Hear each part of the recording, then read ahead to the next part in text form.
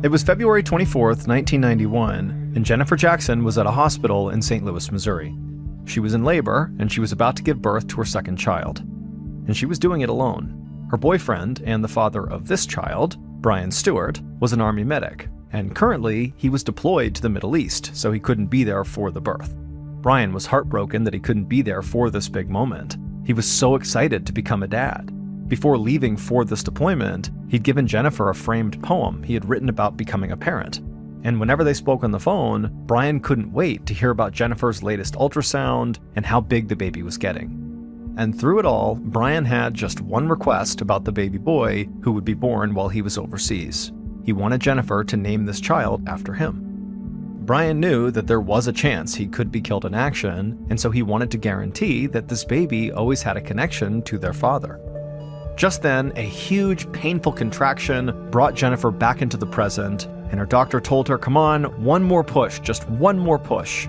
And a few minutes later, Jennifer was holding a screaming little baby boy, Brian Jr., in her arms.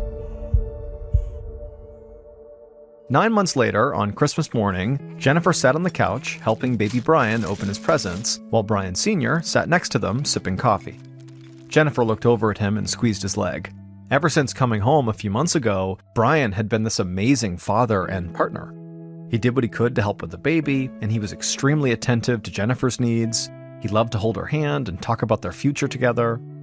But Jennifer felt like she was still getting to know Brian. They hadn't been dating that long before she got pregnant and he went off to war. So when he sometimes got moody and walked out in a huff, Jennifer didn't really know what to think. But with Brian's charming smile and good looks, Jennifer could never stay mad at him for very long. And after all, he did always come back, which was more than she could say for her previous boyfriends. The father of her first child was hardly in her young daughter's life at all. But on this particular morning, their first Christmas together as a family, Brian began acting pretty strangely. When Jennifer handed him a present for the baby and asked Brian Sr. to help open it, Brian Sr. refused. And then a dark expression came over his face and he got up off the couch and began pacing. Jennifer had no idea what he was doing, and at first she thought, maybe he's having a flashback from his time in the Middle East. And so she asked Brian, hey, are you okay? But Brian just kept on pacing. And then at some point, Brian came to a stop, he took a deep breath and looked Jennifer in the eye and said, "I don't think I'm Brian Jr.'s father." Jennifer was totally stunned. She asked Brian where this was coming from. Then she held the baby up and asked how could he believe this child was anyone else's but his. The baby looked just like Brian Sr. But Brian Sr. refused to listen, and he ultimately stormed out of the room, shouting that he knew the truth and was not going to raise another man's child. Jennifer didn't know what to do. She wanted to follow after him to their bedroom and get him to calm down, but Brian seemed so angry, she didn't know how he'd react if she just kept on insisting the baby really was his. So she just hung back and tried her best to comfort Brian Jr., while Brian Sr. packed a bag and left the house. About 2 months later, Jennifer was at home, balancing her son on her hip while she tried to cook some lunch for him and his sister. Adjusting to life as a single mother had been very challenging for Jennifer, and she wasn't getting much help from anybody else in her family either. Jennifer's sister was around a lot, but she was also a drug addict. And so a lot of the times when Jennifer's sister came over, she'd come over with a friend or two and they were high on heroin. Sometimes Jennifer even caught her sister and her friends injecting drugs in her house. Jennifer hated all the substance abuse around her kids, but at the same time, she just didn't have the heart to stop her sister from coming around because it meant a lot to her sister to visit the kids. Every now and again, Jennifer would try calling Brian for help, but whenever he actually answered the phone, he would just yell at her about how Brian Jr. was not his son.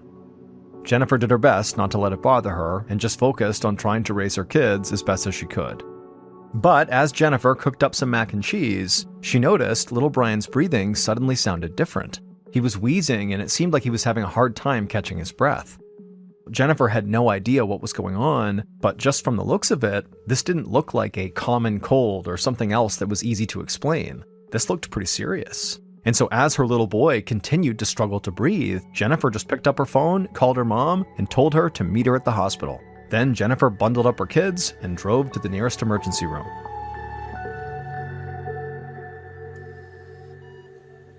A few hours later, Jennifer was sitting beside little Brian's crib at St. Joseph's West Hospital in Lake St. Louis. The baby was hooked up to an IV, as well as all sorts of monitors that measured his vitals. Thankfully, though, he was now breathing normally. Little Brian's pediatrician, Dr. Linda Steele Green, was treating the baby for pneumonia and asthma, a chronic disease that can make breathing difficult. The doctor explained that Brian Jr. had an asthma attack, but she had given him some treatments to stabilize him. For Jennifer, this diagnosis was both relieving and kind of daunting.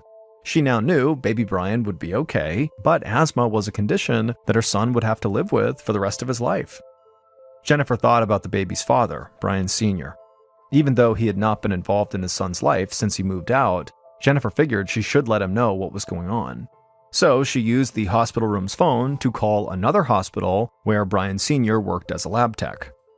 A few moments later, one of Brian's colleagues answered the call, and Jennifer told them to please find Brian Stewart because his son was at St. Joseph's Hospital. But the person on the other end sounded confused. They asked Jennifer if she was maybe looking for a different Brian Stewart, because the Brian Stewart that worked there had never said anything about having a son. Jennifer almost slammed the phone down in anger. She knew Brian was in denial about being little Brian's father, but this was just disgraceful. Trying to stay calm, she assured the colleague that, oh yes, she had the right Brian Stewart and to please relay this message as soon as possible. After Jennifer hung up, she did her best to put Brian Sr. out of her mind. For now, the only thing that mattered was her baby boy getting better. The next morning, Jennifer was leaning over the edge of little Brian's hospital crib as he slept, holding his hand. The breathing treatments were working, and once the baby woke up, the doctor said he was well enough to go home. Jennifer got up to go pack some things when she suddenly heard someone walk through the door. She turned around, and much to her surprise, Brian Sr. was standing there with his white lab coat folded over his arm. He said he was there to see the baby. Jennifer was definitely surprised to see him. She didn't really know how she felt about it, but at the same time, she was grateful that her ex-boyfriend obviously cared enough about their son that he was here now to visit him in the hospital. Brian Sr. placed his lab coat down on a chair and then walked over to Jennifer and gently took Brian Jr. from her arms. Brian Sr. smiled at the baby and then said to Jennifer that she should take a break and grab a snack. Jennifer smiled and took him up on the offer and headed down to the hospital cafeteria. About 20 minutes later, Jennifer was done with her break, so she stepped back into the elevator and rode it upstairs towards the pediatric floor. When the elevator doors opened, Jennifer heard the unmistakable sound of her own child screaming, and so Jennifer took off running towards her son's room. Once she got there, she found Brian Sr. sitting in a rocking chair, looking terrified and very confused. He was holding little Brian in his arms. The baby was sobbing. Jennifer tried to run over and grab her son, but before she could, nurses rushed in and put little Brian back in his bed and began taking his vitals. They said his blood pressure and pulse were much higher than normal.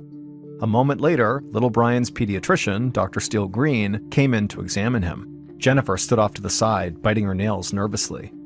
Finally, after doing the exam, Dr. Steele Green told Jennifer that she couldn't explain why little Brian's vital signs were so off.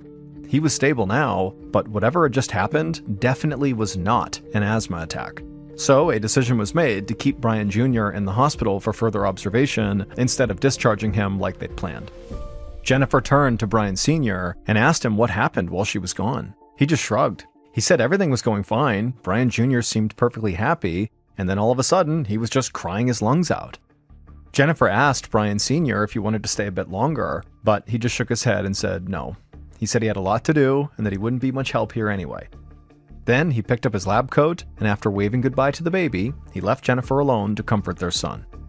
Jennifer stayed in the room with Brian Jr. for the next few days as doctors continued to monitor his progress. Finally, Dr. Steele Green said it was safe for them to go home now.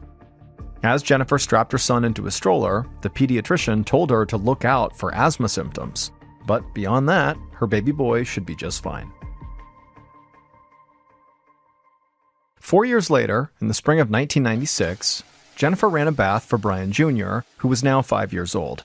After the frightening hospital visit when he was an infant, Brian's childhood had actually gone as normally as it could. But he hadn't actually seen his father again since that hospital visit.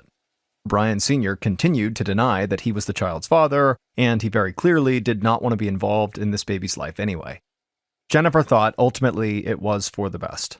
It was Brian Sr.'s loss, Jennifer and Brian Jr. were getting along just fine by themselves. Once the bath was ready, Jennifer squirted some soap on a washcloth and began to get Brian cleaned up. But as she scrubbed him, she noticed something strange. They'd gone to the park earlier, and Brian had gotten a couple of scrapes and cuts like all kids do, but they looked really red and swollen. And some fresh mosquito bites that he had gotten at the park looked huge and inflamed. It was like his body was not properly healing itself. Jennifer helped her son out of the bath and put some bandages on his wounds, and as they walked to his room to get ready for bed, Jennifer noticed Brian Jr. was now walking strangely, like he was having trouble keeping his balance. Jennifer held her son's hands to try to help him walk, and she noticed his palms felt clammy. So Jennifer took his temperature, and she was shocked to see the thermometer read 105 degrees. Even though Brian Jr. had just been in the bath, Jennifer knew Brian's body temperature should not be this high. This was a potentially lethal fever, and he needed medical attention right away.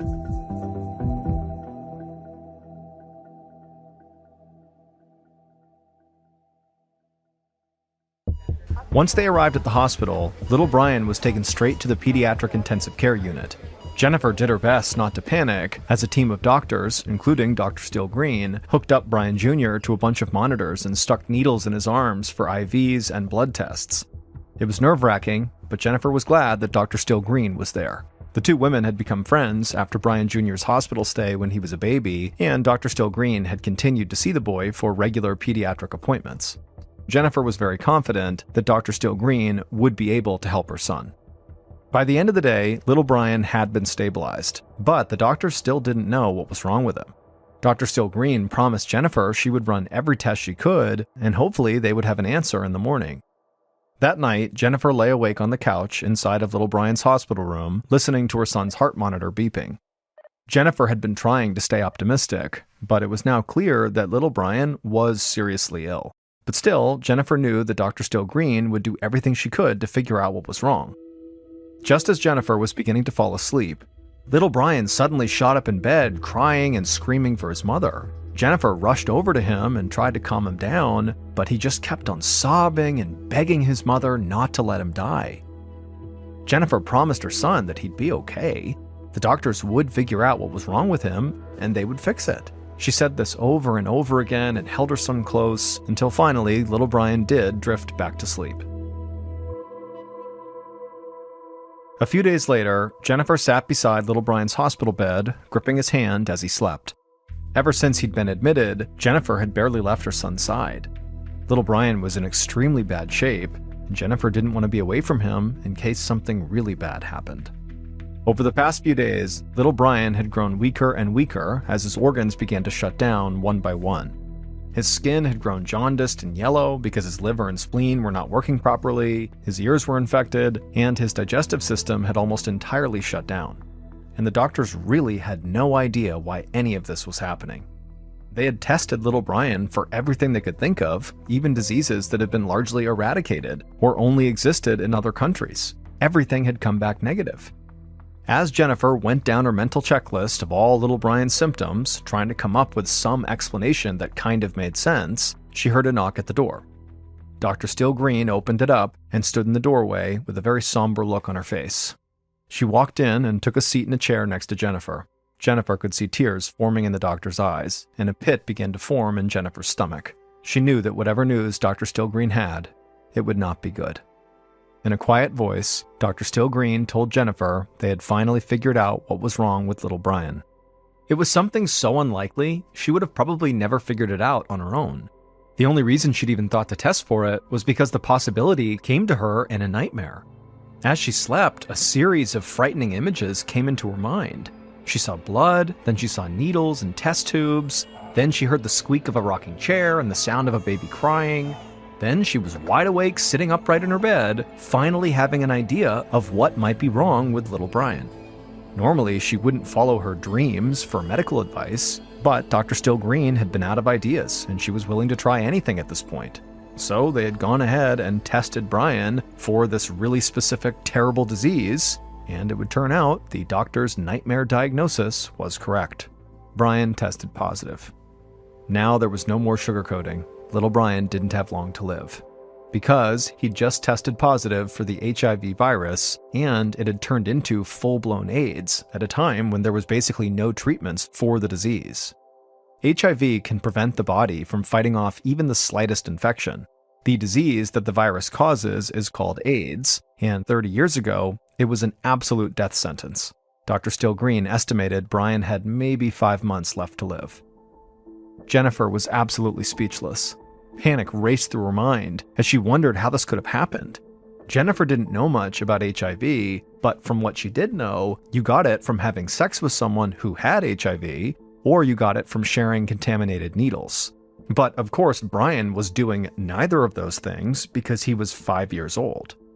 But then Jennifer's mind went to a dark place. Her thoughts turned to her sister, who was a heroin addict, who still sometimes used drugs in their house. Jennifer had done her best to keep Brian away from her sister when she was doing that, but she wondered if somehow maybe he'd gotten poked with an HIV-infected needle when she wasn't paying attention. Or, much, much worse, maybe a stranger who was infected with HIV had done the unspeakable and sexually abused her son. Jennifer looked over at her son and just began to cry. Her children were absolutely everything to her. And so for now, Jennifer knew she had to focus on just finding a way to keep her son alive. So she turned to Dr. Still Green and told her that she was willing to do whatever it took to help Brian. 2 years later, Jennifer stood in her kitchen helping her son, Brian Jr., wiggle into a special backpack. Brian was miraculously still alive, but just barely. This special backpack he was wearing was connected to a feeding tube that led into little Brian's stomach. He needed a liquid diet to survive because he basically always vomited if he ate solid food. But both Jennifer and Brian agreed that it was a worthy trade-off because he'd beaten all expectations and lived long past the 5 months his doctors had estimated. But it wasn't easy to get by. Because Brian required so much help every single day, Jennifer had been forced to quit her job. And because her ex-boyfriend, Brian Sr., still wouldn't send child support payments, Jennifer and her kids had to live off of food stamps and other welfare programs. And just from a medical perspective, it took a lot of work for Brian just to make it through each day. After getting his backpack secured, Jennifer walked over to the cabinet and pulled out a massive medication tray. She carefully doled out 23 different pills for Brian to take. Once Brian had taken all of his medications, Jennifer took him by the hand and they went outside to wait for the school bus. Because there was still so much fear around AIDS, little Brian was not allowed to ride on the standard school bus with most of the other kids. Instead, he had to ride on another bus for children with special needs. Jennifer's heart broke just thinking about the bullying Brian had to endure at school. Bullies called him all sorts of names, and they mocked him for the bulky hearing aids he now had to wear all the time after losing 80% of his hearing. But through it all, Brian remained relentlessly optimistic. Jennifer was so proud of his ability to remain positive despite all the suffering he'd endured, and so Jennifer did her best to not let her own fears and her own anxieties get in the way of her son's childhood. Now, just keeping her son alive basically consumed all of Jennifer's waking hours. But she also had one other major concern about her son, figuring out how he'd actually been infected with the HIV virus in the first place. A few minutes later, the bus pulled up in front of their house. Jennifer hugged her son goodbye, and then he climbed on board the bus and the bus took off, and then Jennifer went back inside her home. After she got dressed, she called Detective Kevin Wilson down at the St. Charles County Sheriff's Office. For the past 2 years, Detective Wilson had worked tirelessly to try to figure out how Brian had gotten HIV. The detective had tested the blood of at least 30 people who had spent time with Brian Jr., including Jennifer's sister and her friends, but none of them had been HIV positive, so this very likely ruled out transmission from drugs.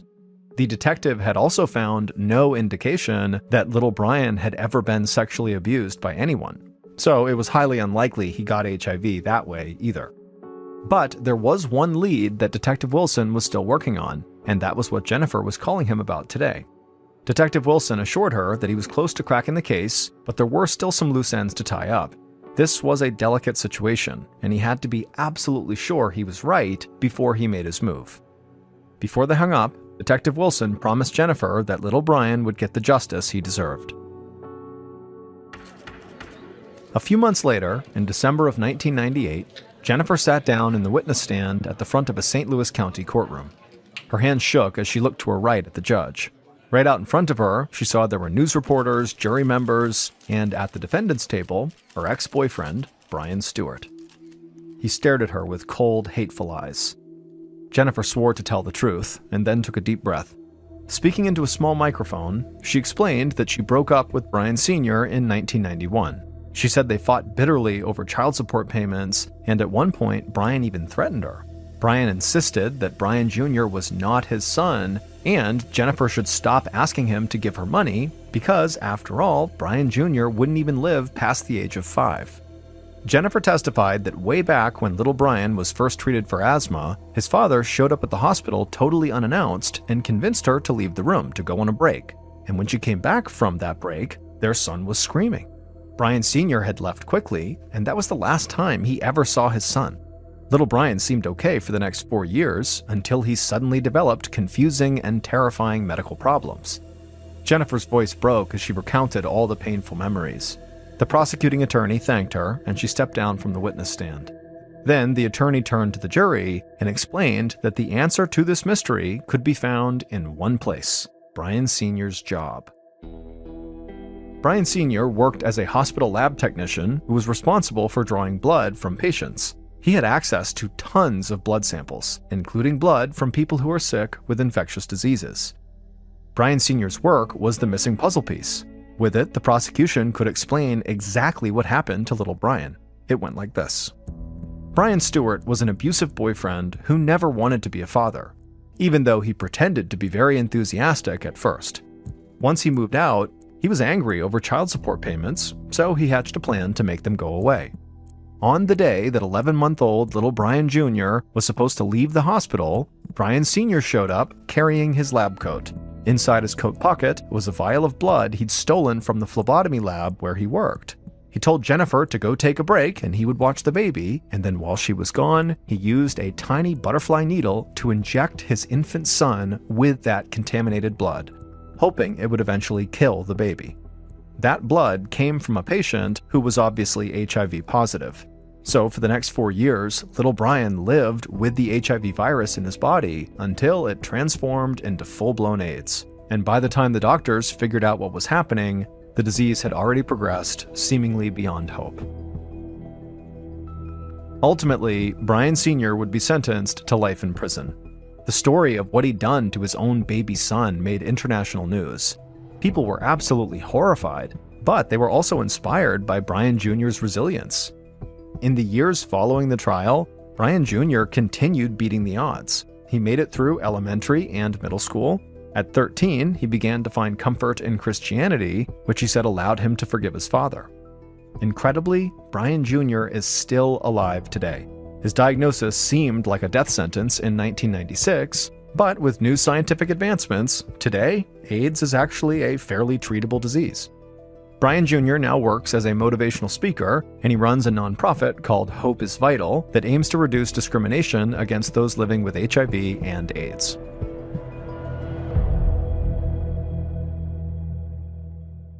In early September of 1977, 26-year-old Lois Gibbs held her son's hand as they left their house in Niagara Falls, New York.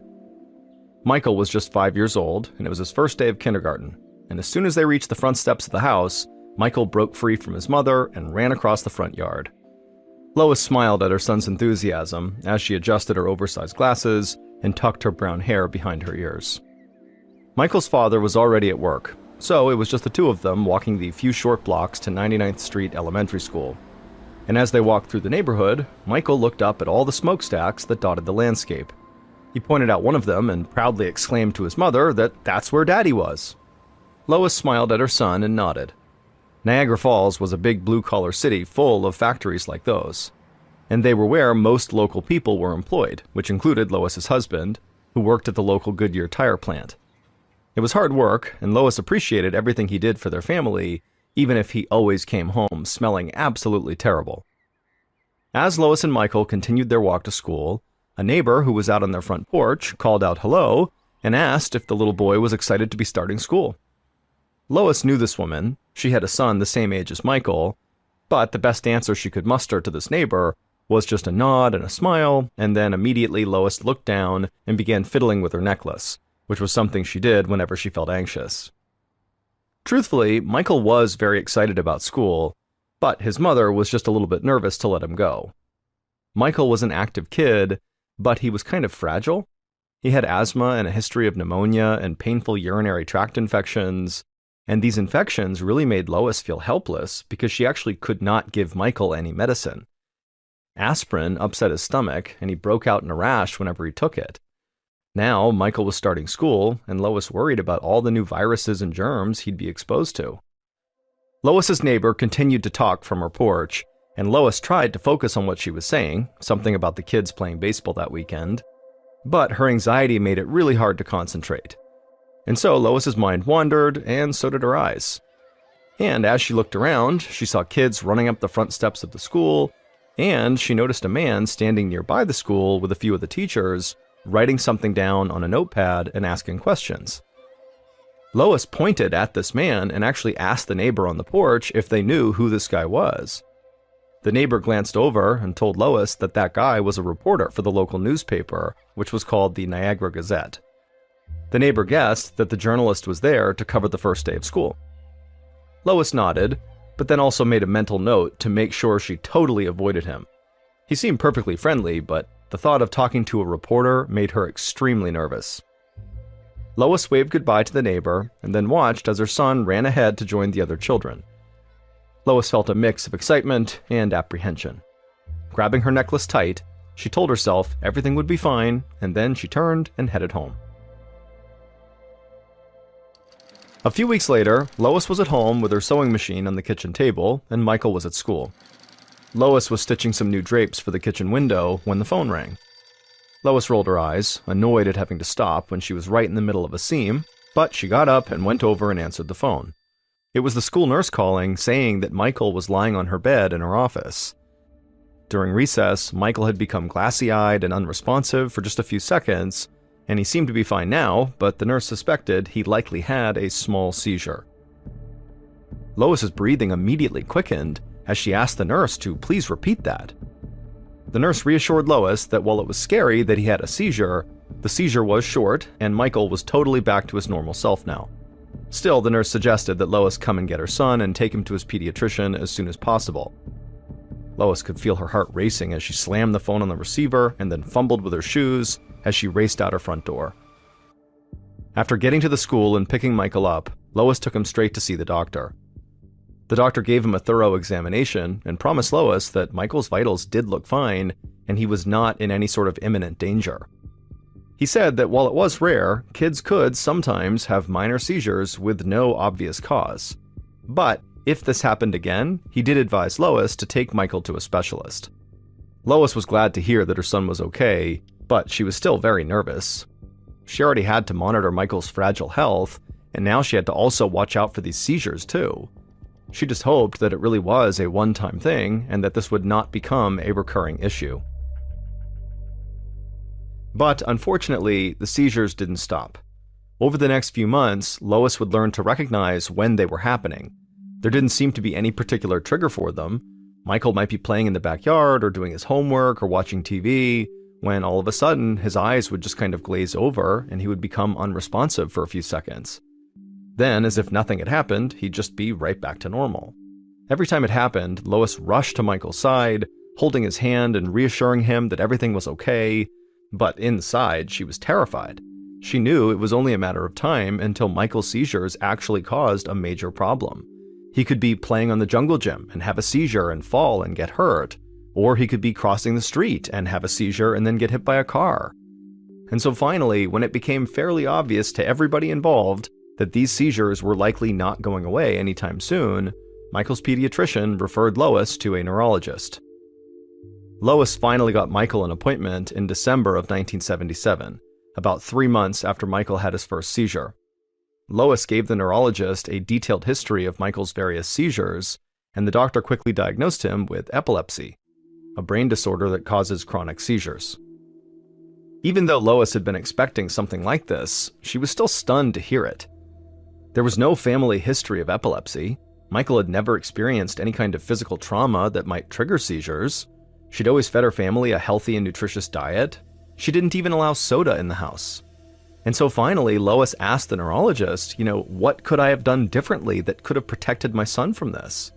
But the doctor assured Lois that Michael's diagnosis was not her fault. He said epilepsy can have many causes, ranging from a past brain infection to a genetic abnormality. But while this was somewhat reassuring, it didn't really actually clarify for Lois why her son developed epilepsy. To her, it just didn't add up. After the appointment, Lois drove to the pharmacy and picked up the anti-seizure medication the specialist had prescribed. As she did, she still couldn't believe this was actually happening. 2 months later, in February of 1978, Michael and Lois were back inside of a doctor's office. This time, it was Michael's pediatrician. Lois tried to entertain Michael by playing the game I Spy with him, but Michael just sat on the exam table looking pale and very tired. In fact, Lois had never seen Michael so tired and run down before. When the pediatrician finally came into the room, he examined Michael and told Lois that she was right to be concerned. Anti-seizure medication could lower a child's energy levels, but Michael shouldn't be this out of it. The doctor ordered a full battery of blood tests, then sent Lois and Michael home, promising to call them with the results as soon as they came in. And a few hours later, the pediatrician would call Lois, and as soon as she picked up, he would say that unfortunately he had bad news. He told Lois that Michael's white blood cell count had dropped significantly, so much so that the pediatrician hadn't even known what to do and had to go to a colleague to ask for their advice.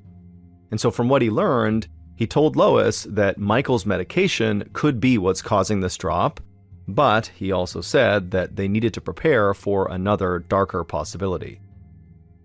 The doctor explained that Michael might be developing cancer or perhaps a serious blood disorder.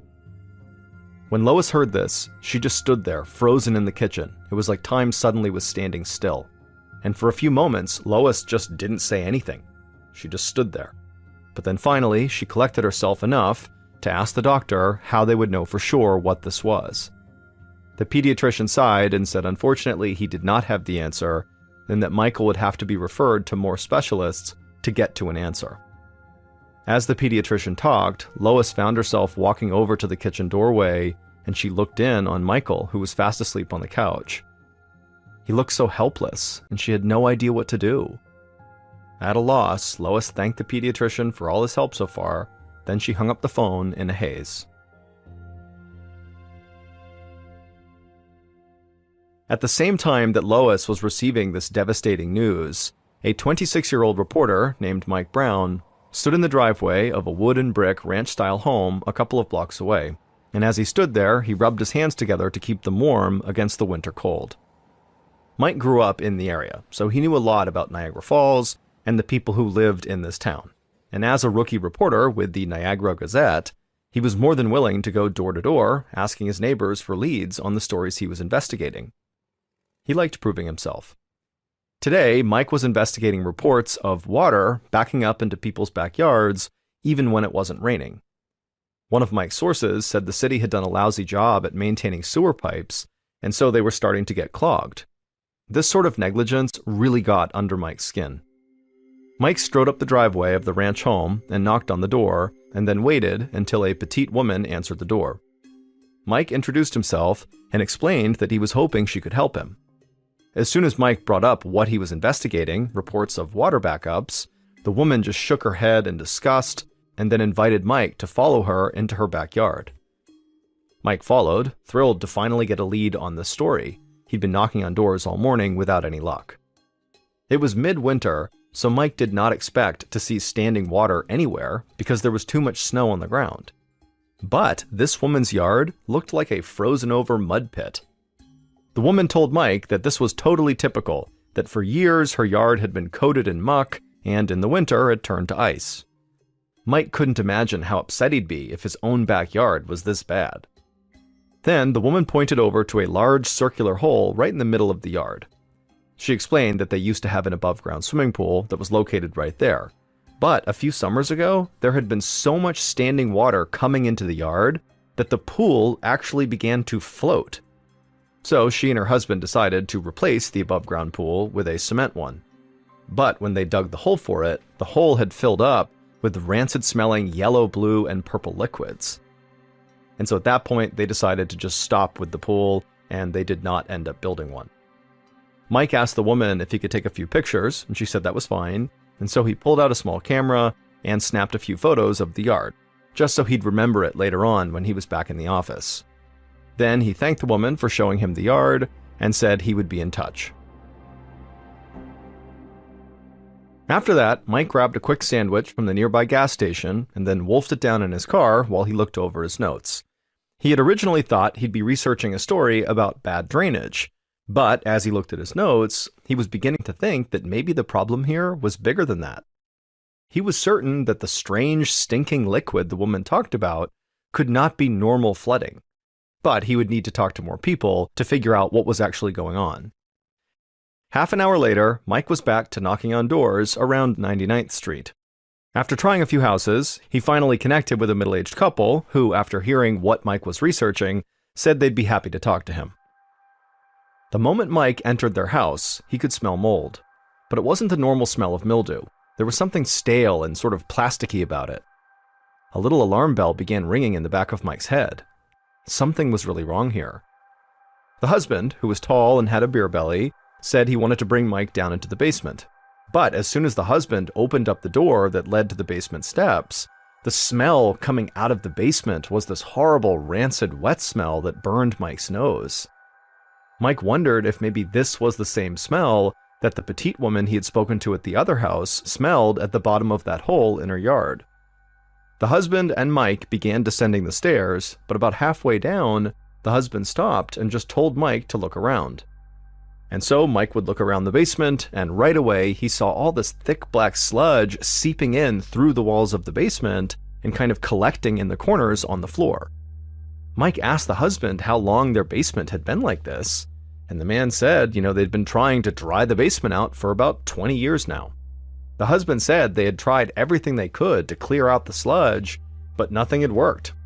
The husband also said he called the city countless times to try to get them to help him, but he said nobody from the city ever called him back. This really upset Mike. This couple's living in a house full of this terrible smell and sludge for years and years, and the city had just ignored them. It was becoming clear to Mike that this neighborhood around 99th Street had a problem, and this story was definitely going to be a lot bigger than just a drainage issue. After thanking the couple for their time, Mike headed back outside, looking forward to take a deep breath of fresh air. But when he stepped out onto the stoop, the smell of mold he had smelled inside the house was now replaced with a different, sour smell. He scrunched his nose up and pulled his shirt collar up to his eyes and covered his mouth with his hand.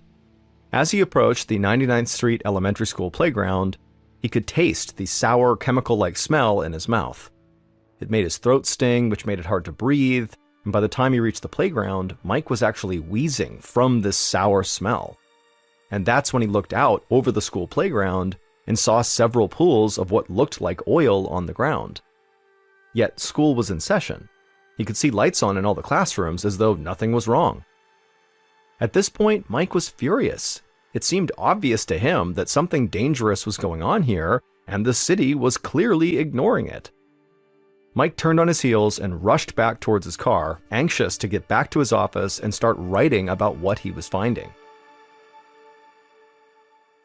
A few weeks later, in April of 1978, Lois Gibbs, whose son Michael was epileptic and still very sick, anxiously stood in the school superintendent's office. She was clutching a few of Mike Brown's newspaper articles that had just come out that week in the Niagara Gazette. The articles explained that there were all these horrible smelling liquids that were collecting all around the neighborhood right around the elementary school, and so Lois was worried these liquids were what was making her son sick. Despite her natural shyness, Lois had actually called a meeting to talk over the situation with the superintendent. Lois slid the articles to the superintendent across his shiny oak desk, and she told him about her son's health issues. Even though Michael's health had stabilized and the doctors concluded he did not have cancer, he still wasn't getting better. And so after reading Mike Brown's articles, Lois had become convinced that these black sludge pools at the school must have something to do with her son's illness. Lois told the superintendent that she did not feel safe having Michael on school grounds until these black pools could be investigated by specialists. With tears welling in her eyes, she said that she was worried Michael was going to die. She wanted him transferred out of the school immediately. Across from her, the superintendent kind of dramatically leaned back in his oversized leather chair, and then a look of forced empathy came across his face. And this look kind of unnerved Lois, and she began fiddling with her necklace again, but she pressed on. She pushed 2 doctor's notes across the desk, trying to look self-assured. The superintendent looked at her, and then looked at the notes, and then his look of empathy disappeared, and his eyes narrowed as he told Lois that she was definitely overreacting. All the other students were just fine. The articles were mistaken. There was nothing wrong with the school. Lois tried to stay calm, and so in a sort of shaky but somewhat even voice, she told the superintendent that he was being way too casual with the health of the students at 99th Street Elementary School. But the superintendent just shook his head. No, that was not true. Then he slid the doctor's notes back across the desk and pointed his finger accusingly at Lois. He told her that he wasn't about to upend the whole school for one sick kid and a hysterical housewife. The words felt like a slap in the face to Lois. She didn't understand how anyone working in education could be so heartless, and so she grabbed her purse and stormed out of the room.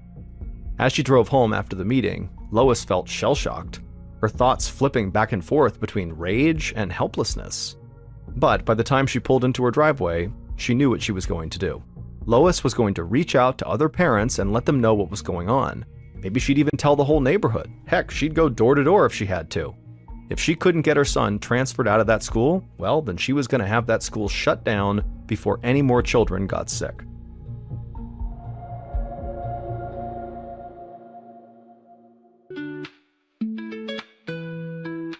Love is a feeling, keeps us believing in you and me. Together we be, hearts intertwined. You are always on my mind. Life feels so fine when your hands in. The next morning, Lois felt butterflies in her stomach as she walked down her driveway. In her hands was a pencil and a petition demanding that the school be shut down.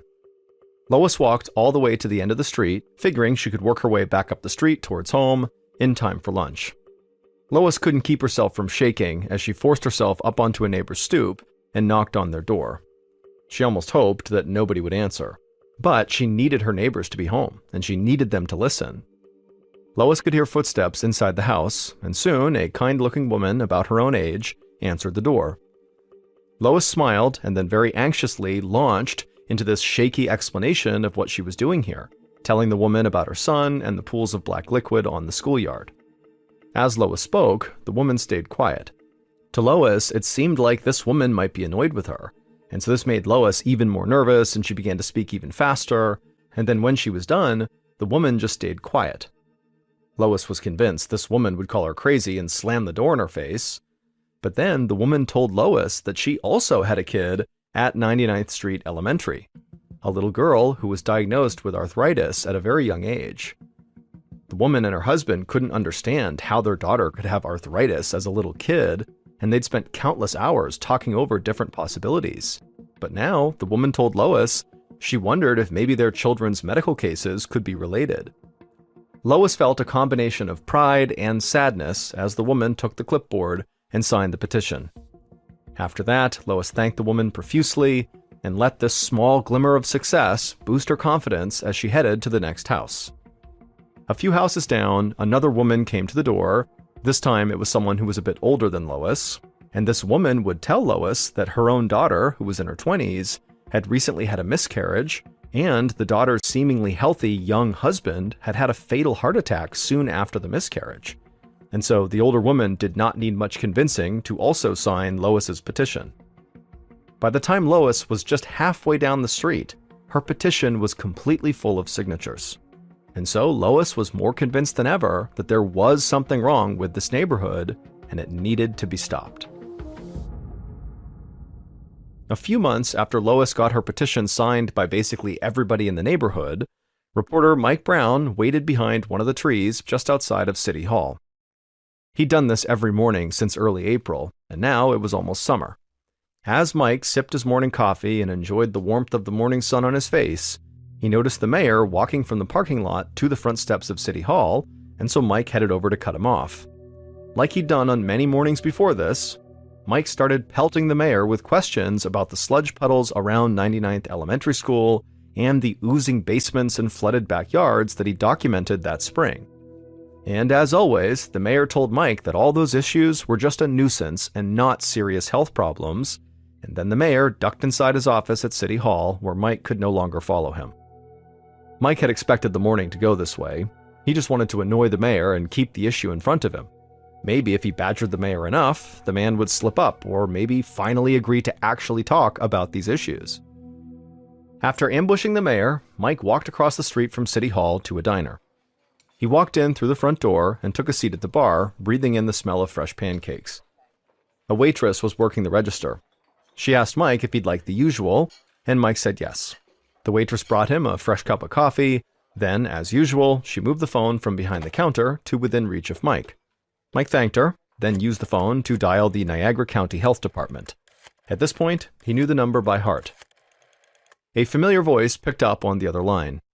Mike didn't know the receptionist by name, but after months of calling and calling, he certainly recognized her voice, and she knew it was Mike immediately. She wished him good luck and then transferred him to her boss before he even had to ask. And as usual, her boss, the health department official who answered the phone, told Mike that the smell and the collecting pools of black liquid were not a health concern. To Mike, it just seemed like the mayor and the health department were in cahoots. Mike hung up and dialed another number. This time it was for the Hooker Chemical Company, which was an industrial company that used to own the land that was adjacent to 99th Street. Mike had already approached Hooker Chemical through more formal channels, and company officials always told him that the black ooze flooding yards all over the neighborhood was not their responsibility. And other than that, they just refused to comment. So now Mike just called them every morning to remind them that he was not going away, and neither was this problem. By the time the receptionist at Hooker Chemical hung up on Mike, a plate of eggs and toast had arrived. Mike thanked the waitress, then drenched his eggs in Tabasco sauce and began to eat. As he ate, Mike barely noticed the neon orange piece of paper sliding onto the bar right next to him. He looked up to see a woman with brown hair and big glasses holding a stack of these orange pieces of paper. They were flyers. He smiled and grabbed the piece of paper she had just slid over to him. Before he could read the flyer, the woman introduced herself as Lois Gibbs and said she knew who he was. She had read his articles in the paper. She told Mike about her son and her neighbors, all of whom she believed had been made sick by the foul, oily liquid that he had written about in those articles. She invited Mike to a community meeting that evening where she and her neighbors would be speaking up about this issue. Mike immediately liked Lois. She seemed like someone who usually tried to blend in, but she had clearly found her voice because she had to. Mike looked down at the flyer and saw there were dates for several other meetings in addition to the one that was happening that night. Mike was very impressed. It was clear this woman was highly organized. And so, after months of working this case alone, Mike suddenly felt a surge of energy. He thanked Lois and promised her that he would be there that night.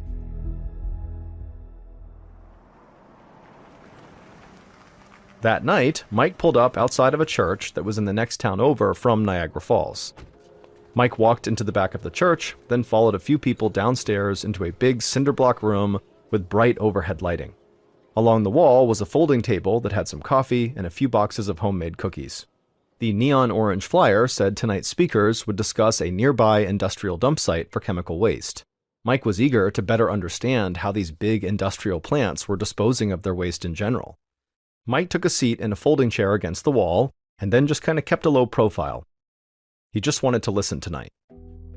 First, a middle-aged, barrel-chested man stood up and thanked everyone for coming in. Then he made a few announcements before ceding the floor to a young woman. Mike guessed this woman was about 20 years old. She had a determined look on her face as she began telling the crowd about this chemical smell that had been lingering in the air around town. She said that this nasty odor was being caused by an old chemical dump site in town that had recently begun leaking.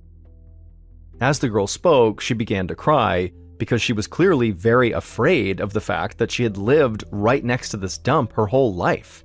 She would tell the crowd that the area the dump was in was known by the unusual name of the Love Canal.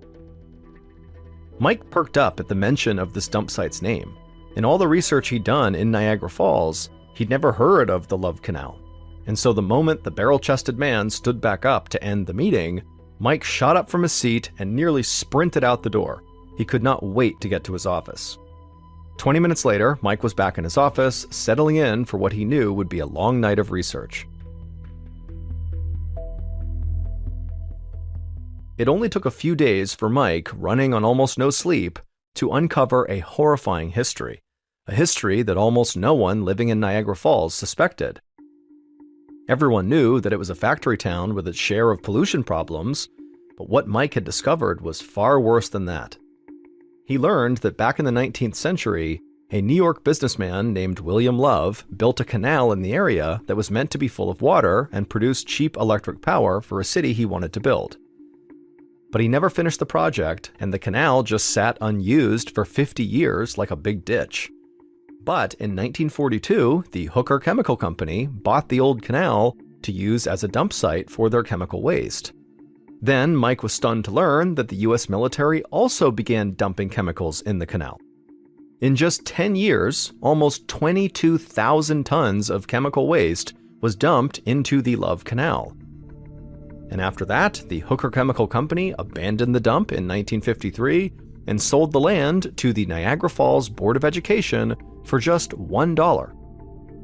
But in order for them to buy it at just $1, there was a single condition: that Hooker Chemical Company could never be blamed for a lawsuit, injury, or death resulting from the toxic materials they buried in the canal.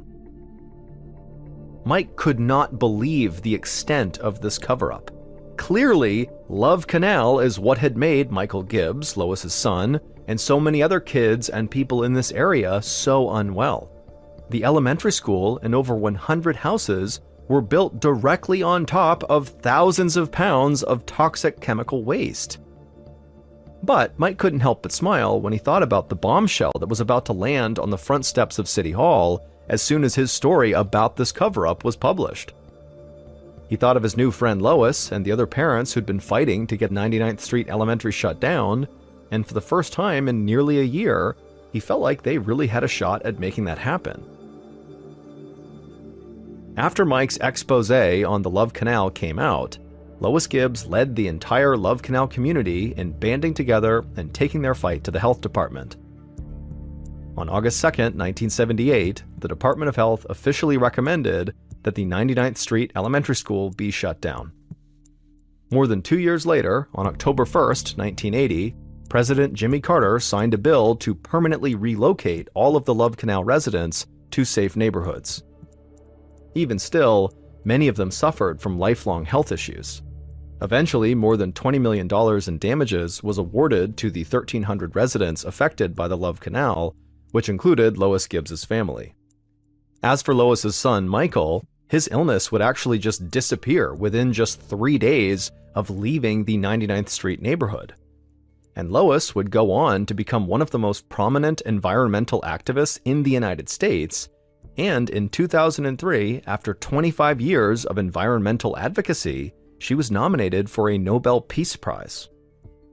But even with Lois's amazing efforts to clean up the toxic waste, it had a devastating effect on the community. In total, between 1979 and 1996, it's believed that 725 people died due to exposure to toxic waste from Love Canal, though their death certificates listed other causes such as heart attacks and cancer. But thanks to advocates like Lois Gibbs and Mike Brown, the Hooker Chemical Corporation was forced to spend almost $400 million cleaning up their enormous mess. Forever and always, through nights and through days, I'll hold you close, never let go. Romantic moments, never once a discontent. Our love is strong, we keep moving along. Memories sparkle like the stars wherever we are. We remember the joy just like a favorite toy.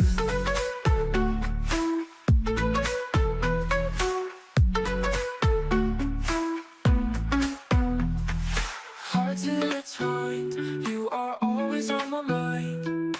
Life feels so fine when your hand's in mine. Forever and always, through nights and through days, I'll hold you close, never let go.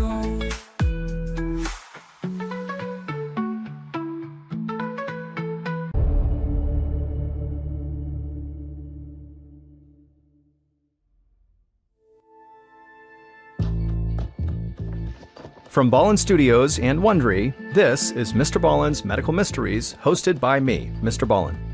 A quick note about our stories: we use aliases sometimes because we don't know the names of the real people in the story, and also, in most cases, we can't know exactly what was said, but everything is based on a lot of research. And a reminder, the content in this episode is not intended to be a substitute for professional medical advice, diagnosis, or treatment.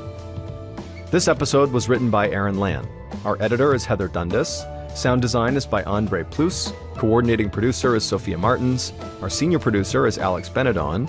Our associate producers and researchers are Sarah Vitak and Teja Palakonda. Fact-checking was done by Sheila Patterson.